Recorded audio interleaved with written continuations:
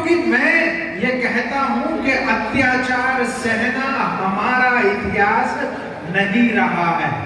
इस अत्याचार ने हमारा इतिहास रोका है और ये 5000 साल तो बिल्कुल भी नहीं है। 5000 साल पुराना इतिहास बिल्कुल भी नहीं है अत्याचार का। आपको बार बार ये कहा जाता है कि भाई पेशवाओं ने किस तरह की व्यवस्था बनाई थी, उन्होंने कोई आदेश निकाला होगा। मैंने तो आज तक कहीं नहीं पढ़ा, इतिहास की किसी किताब में नहीं पढ़ा, मंचों से जरूर पढ़ा सुना कि भाई इस तरह का एक इतिहास रहा कि गले में हांडी और पीछे झाड़ू लगा दिया था। कहीं पे इतिहास की किताबों में इस चीज का जिक्र नहीं है, लेकिन हम बार बार इस बात को कहते जरूर हैं, बार बार इस बात को सुनते हैं। मुझे नहीं पता इसमें कितनी सच्चाई है, इसमें कितना झूठ है। मेरा अपना सबकॉन्शियस माइंड कहता है, मेरी अपनी बुद्धि कहती है कि शायद इसमें सच्चाई बहुत कम है। जो बात ज्यादा सच्ची है वो बात है 1 जनवरी 1818 की। 1 जनवरी 1818 की जो कोरेगांव का जो युद्ध है, जिसमें आपने 500 लोगों ने 28,000 लोगों को धूल चटा दी थी और ये पेशवा का ही समय था, वो इतिहास सच्चा है। जो इतिहास हमें बार बार कहा जा रहा है कि गले में हांडी, यहाँ पे इतने बुजुर्ग लोग बैठे हैं, बहुत सारे लोग बैठे हैं, क्या किसी ने किसी गांव में ये देखा है? किसी ने देखा है आज तक? किसी ने देखा हो तो हाथ उठाए। किसी ने देखा है? किसी ने, किसी के पूर्वजों ने देखा है? भाई ये है क्या कि एक बार उन्होंने कहा कि मुंह से पैदा हुए हैं और हमने मान लिया। बिल्कुल उसी तरह की एक मनोवैज्ञानिक रणनीति चल रही है कि अत्याचार हो रहा है, अत्याचार हो रहा है, अत्याचार हो रहा है, और ये इतना सामान्य है कि हमें लगता है कि नहीं, हम तो बिल्कुल मरे गिरे हैं। अगर 3000 साल से हम बिल्कुल मरे गिरे हैं तो लानत है। ऐसे कैसे हो रहा है भाई? नहीं, बाबा साहब ने जिस किताब में द अनटचेबल्स जो किताब लिखी है, बाबा साहब ने छुआछात के बारे में जिस किताब के अंदर लिखा है, ये मैं अपने शब्द नहीं कह रहा हूं, बाबा साहब के शब्द बता रहा हूं आपको। जिस किताब में उन्होंने लिखा है कि भाई वो आपसे घृणा करते थे, वहीं पे दूसरा सेंटेंस ये लिखा हुआ है कि आप भी उनको पसंद नहीं करते थे, आप भी उनको बिल्कुल पसंद नहीं करते थे। अगर वो आपकी गलियों में नहीं आते थे, नहीं, अगर आप उनकी गलियों में नहीं जाते थे, आपको वहां पे जाने का अधिकार नहीं था, तो वो भी आपकी गलियों में घुस नहीं सकते थे। ये बाबा साहब की किताब में खुद अनटचेबल्स में लिखा हुआ है। वो कहते हैं कि अनटचेबल वाज ऑलवेज रेसिप्रोकल। आपको भी वो पसंद नहीं थे और उनको भी आप पसंद नहीं थे। क्यों? क्योंकि ये दो राजाओं जैसा झगड़ा था, दो शासक जातियों जैसा झगड़ा था। वो आपको पसंद नहीं कर रहे थे, उन्होंने आपके ऊपर जो है युद्ध हार गए तो आपके ऊपर अत्याचार कर दिया, आपने भी कभी उनको पसंद नहीं किया। ये तो पिछले 40, 50, 60 साल से ऐसा हो रहा है कि हम में से कुछ पढ़े लिखे लोग उनको अपने घरों में बुलाने लगे हैं। अदरवाइज पिछले 2,500-3 हजार साल के इतिहास में कभी वो आपके यहाँ पे संस्कारों में नहीं बुलाए गए। जो बाबा साहब ने 1911 का संदर्भ देते हुए लिखा है, उन्होंने कहा कि ना आप वहां जाते थे, उनके मंदिरों में नहीं जाते थे, उनसे कोई संस्कार नहीं कराते थे, उनको अपने घरों में नहीं बुलाते थे। यही आपकी असली वैचारिक ताकत थी। कल्चरल पॉल्यूशन नहीं हो पाया था। इसलिए एक तरफा बात को कहना मुझे लगता है कि बहुत अच्छी चीज नहीं है। ये हमारे मन मस्तिष्क को कमजोर करती है। इसको आप दूसरे तरीके से देखिए। हम ये जानते हैं कि पुष्यमित्र शुंग ने एक हत्या की, एक राजा की हत्या की थी। ये पढ़ा हम लोगों ने, सबने पढ़ा, सबने बार बार इसको बताया। लेकिन पुष्यमित्र शुंग की हत्या किसने की थी? कई लोग ये सोच रहे होंगे, हैं पुष्यमित्र शुंग की भी हत्या हुई थी। जी हाँ, उसकी भी हत्या हुई थी। जैसे उसने आपके एक शासक की हत्या कर दी थी, उन्हीं लोगों ने पुष्यमित्र शुंग की भी हत्या कर दी थी राजगीर में, और वो भी पत्थर मार मार के पूरी तरीके से उसको ध्वस्त कर दिया था। लेकिन जब मुझे सिर्फ ये बताया जाता है कि मेरे शासक की हत्या की गई थी, तो मेरा मनोबल गिराया जाता है। लेकिन जब ये होता है कि भाई आपने भी उनको बराबर का मुकाबला दिया था, तो हिम्मत होती है। अगर हम यहाँ पे इतनी खूबसूरती से अपनी बात को कह सकते हैं, कर सकते हैं, तो फिर ये डर, इतना डर, इतनी कमजोरी, इतनी लाचारी बार बार क्यों हो रही है कि भाई सब कुछ खत्म हो रहा है? सब कुछ कैसे खत्म हो रहा है? कभी इतने शानदार कपड़े पहने हैं किसी ने? क्यों जी? कभी पहने हैं कभी इतने शानदार कपड़े? इतना शानदार हॉल जो है कभी हम आयोजन किया है हमने? नहीं। अगर कुछ खत्म हो रहा है तो वो प्रचार हो रहा है।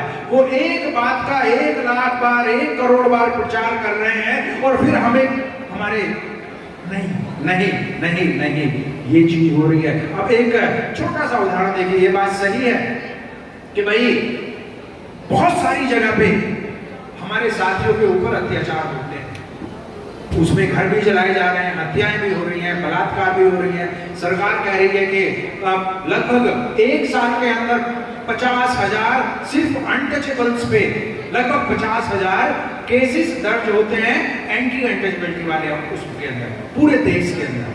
बहुत बड़ी संख्या है। लेकिन क्या ये सही नहीं है कि इस समय पे देश के अंदर लगभग 3 करोड़ ऐसे लोग हैं जिन्होंने रिजर्वेशन का फायदा उठा के, जिन्होंने शिक्षा का फायदा उठा के बहुत ही आलीशान समृद्ध जिंदगी जीना शुरू कर दिया है। अगर हम इन 3 करोड़ लोगों पे कंसंट्रेट करें, फोकस करें, उन पे अपनी ताकत को लगाएं, तो ये जो 50,000 का आंकड़ा है, ये आंकड़ा निश्चित रूप से 5,000 पे आ जाएगा, निश्चित रूप से 2,000 पे आ जाएगा। क्यों? क्योंकि हम समस्या पे टारगेट करते हैं, समस्या बढ़ती जाती है, ताकत पे अपनी वो टारगेट नहीं कर रहे हैं, ताकत पे फोकस नहीं कर रहे हैं, इसलिए हमारी ताकत दिखाई नहीं देती। इसको साथियों हम हाथी के उदाहरण से समझ सकते हैं। हाथी आप जानते हैं कि बहुत बड़ा जानवर है। कितना बड़ा जानवर है कि आज की ताकत, आज के समय में दुनिया में हाथी जैसा कोई ताकतवर और विशालकाय जानवर नहीं है। पहले कभी होते होंगे तो हुए होंगे हाथी, लेकिन जितना विशालकाय है उसकी कुछ खासियत है। क्या खासियत है उसकी? उसकी खासियत है कि हाथी के पेट में जो बच्चा होता है, हथनी के पेट में जो बच्चा होता है, उसको 21 महीने लगते हैं पैदा होने में। 21 महीने हाथी का बच्चा अपनी मां के पेट में रहता है। दुनिया में इतना समय किसी भी जीव को मां के पेट में रहने की जरूरत नहीं है। सबसे ज्यादा समय लेता है हाथी का बच्चा 21 महीने, कम से कम 21 महीने लेता है। उसके बाद जब वो बच्चा इस दुनिया के अंदर आता है, तो हथनी की ये खासियत है कि वो खुद अपने बच्चे को अपना दूध नहीं पिलाती, बल्कि बच्चे को अपने पैरों पे खड़ा होके मां के दूध तक पहुंचना होता है।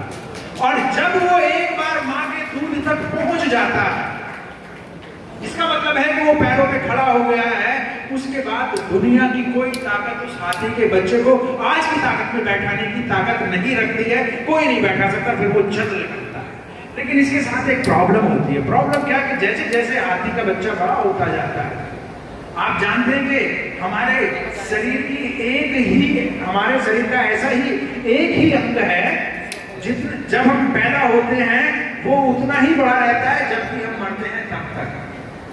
एक अंग हमारा ऐसा है, वो है हमारी आंख।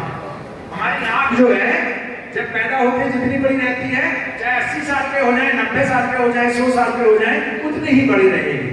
अब हाथी का तो शरीर बहुत बड़ा है, वो बढ़ता जाता है, बढ़ता जाता है, बढ़ता जाता है, आंख उसकी थोड़ी छोटी रहती है। लेकिन जैसे जैसे बढ़ता जाता है तो उसका जो महावत है वो एक छोटी सी लकड़ी के सहारे, 2 फीट की 3 फीट की लकड़ी के सहारे उस पर नियंत्रण कर लेता है। क्यों? क्योंकि हाथी को अपने शरीर की ताकत का पता नहीं रहता, उसके अपने शरीर की ताकत की विशालता का उसको पता नहीं रहता। वो उस 2 फीट की लकड़ी से नियंत्रित होता है। लेकिन जब कभी उस हाथी को मान लिया पानी में, किसी इसी वजह से अपने शरीर की ताकत का पता चल जाता है। जिस दिन हाथी को अपने शरीर की ताकत का, विशालता का पता चल जाता है, उसी दिन हाथी अपने ऊपर बैठे हुए 5 फुट के महावत को अपने पैरों से कुचल के मार देता है। साथियों, ये बहुजन समाज जो है, ये बहुजन समाज हाथी है। ये पैदा होने में समय ले रहा है। ये विशालकाय है, बहुत बड़ा शरीर है इसका, ये पैदा होने में समय ले रहा है, लेकिन निश्चित रूप से ये पैदा हो रहा है। ये अपनी मां के पेट में पल रहा है। मैं कहता हूं कि ये पैदा हो गया है। इसको इसके बहुजन समाज के विद्वानों का, बहुजन समाज के सामाजिक क्रांतिकारियों के विचारधारा का दूध भी इसको मिल गया है। उसने ये दूध भी पी लिया है। अब धीरे धीरे इसका शरीर बढ़ता जा रहा है। धीरे धीरे अभी माननीय जो सूरजमल मेमोरियल सोसाइटी के हमारे साथी थे, उन्होंने कितनी खूबसूरत बातें कही। तो धीरे धीरे चीजें जो हैं बढ़ती जा रही हैं। आज समाज का हर अंग, एक और भ्रांति आपके सामने रखी जाती है, और उसमें भी मैं कहता हूं कि थोड़ा बहुत हमारी भी भूल है उसके अंदर। जब 1881 में पहली बार जनगणना हुई, 1881 में पहली बार जनगणना हुई, उस समय पे देश के अंदर लगभग 65 से 70 जातियां थी। सिर्फ 65 से 70, और वो जातियां भी नहीं थी। उन्होंने सिर्फ 2 जातियां रखी, ब्राह्मण और राजपूत, और बाकी सबको कहा कि ये व्यवसायिक समूह हैं, ये पेशेवर समूह हैं, और लगभग 67 जातियों को उन्होंने आइडेंटिफाई किया। लेकिन 1931 तक आते आते ये जातियां लगभग लगभग 5000 के आसपास ये जातियां हो गई। आज आपको ताज्जुब होगा कि सिर्फ ओबीसी के अंदर ही अब ये 3743 नहीं है ओबीसी के अंदर, अब ओबीसी के अंदर ही 5200 हैं। हमारे अंदर लगभग 1100 जातियां हैं, और शेड्यूल टाइप्स के अंदर 800 जातियां हैं। तो ये आंकड़ा अब 7000 से कहीं आगे जा चुका है। लेकिन वास्तव में ये संख्या 1881 में, जिसको आप आज अनटचेबल कहते हैं, वो सिर्फ 8 थे। 8 सिर्फ 8 थी वो। लेकिन यहाँ पे एक काम कर रहा है, उड़ीसा में तो वही काम कर रहा है, मध्य प्रदेश में वही काम कर रहा है। 30 प्रदेशों में 30 नामों से वो जाना गया, और उसके अंदर भी कोई लकड़ी से तेल निकाल रहा है, कोई लोहे से तेल निकाल रहा है, कोई पत्थर से तेल निकाल रहा है। काम को तेल निकालने नहीं कर रहा है, तो उसके नाम 3 हो गए। इस तरीके से तेल निकालने वाले एक व्यक्ति का, जो कि तेल ही होना चाहिए था, पता पड़ा कि 100 जातियां हो गई। इस तरीके से आपस में बिल्कुल तोड़ के रख दिया, सबको तोड़ के रख दिया। और ये बहुत पुरानी चीज